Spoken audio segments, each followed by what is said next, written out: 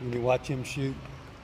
Have you pulled him up? I don't know who he is. Rick Rosser. He's in Birmingham, Yeah. and he's in an age group or two below Eddie. But Rick consistently shoots. I mean, he shoots threes. It's incredible. Over 200 threes in a row. I don't know how many times he's done that. Really? 15 times or something. How old is he? Is he in the 70-year-old? No, he's in the. I don't think he's 60 yet. Yeah. But Rick won. He's got a couple of Guinness records, and he won, I believe, during the 3 years ago, I think it was, when the NBA what are they called? Midway through the season, the All-Stars. Yeah. And I think that's where he set a record there. It was kind of He's in halftime Houston. show. Yeah. Well, actually, it's not a halftime show. I think they're using either a different gym or certainly different times during that weekend, and they have a bunch of different competitions. And Eddie's won many times, and Rick. But if you just look up Rick Rosser, and you watch Rosser, and then you watch his videos, he's got a very definite flick. Yeah, but it's the same every time. He and Eddie are both. Yeah, that's what Eddie, I noticed about him. He just. Eddie holds the world record for a number of made free throws blindfolded. Oh, really? 80 something. Back when I was in college, I made 49 with my eyes closed, but not blindfolded. Yeah. I just close my eyes and shoot. And I haven't even tried doing that since I started back. But you got to get that consistency factor in there, so that when you close your eyes, you still are doing this. Because you have a tendency to close your eyes and try to, or your arm moves and everything. You got to visualize your arm coming. See, I see my shadow, my arm coming straight up in front of my eyes, and I've been doing that. I think I got 23 out of 25 here a week or so ago. But another thing that a lot of shooters do, that Eddie told me, that two things that I needed to do. He said, release higher, so that I'm getting more of a drop instead of a flatter shot. Because if it's at all flat, if it's going to miss at all, if it's flat, it's going to rim out. Whereas you have a good chance of it dropping in, and because this basket's big enough. The other thing, he says, let there be a slight hesitation as you come up into that shot pocket before you release. Here, then release. Here, then release. It makes a difference, and I try to concentrate on those two factors, so that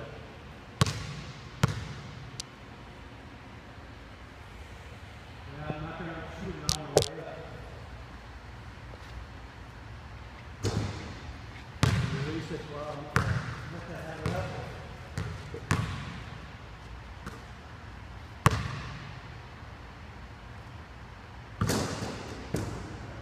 That was nice. You pointed with this finger, but still, the release is straight.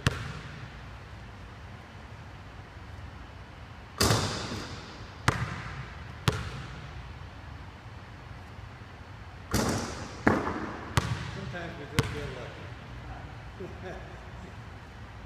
Never seen a row where you're picking up like that. That's why I said the one before that was he's lucky. Because you end up shooting it from here rather than off your fingertips. Yeah, that was good.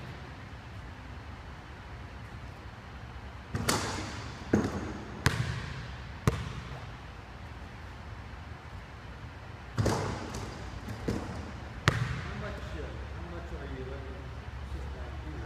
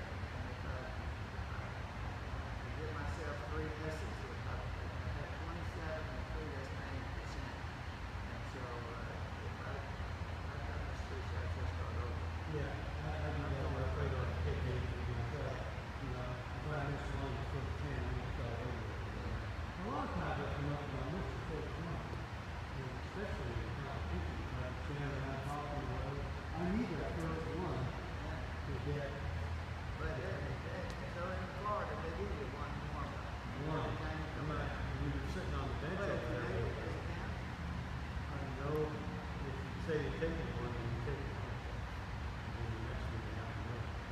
See, when we do our competitions, we do sets of 25. And we do 25. two, and I give you 2 rooms. Yeah.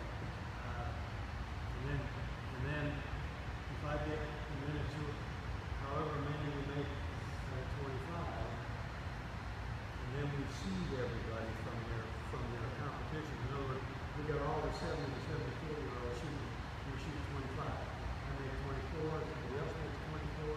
Which one did you miss? Is how we type it.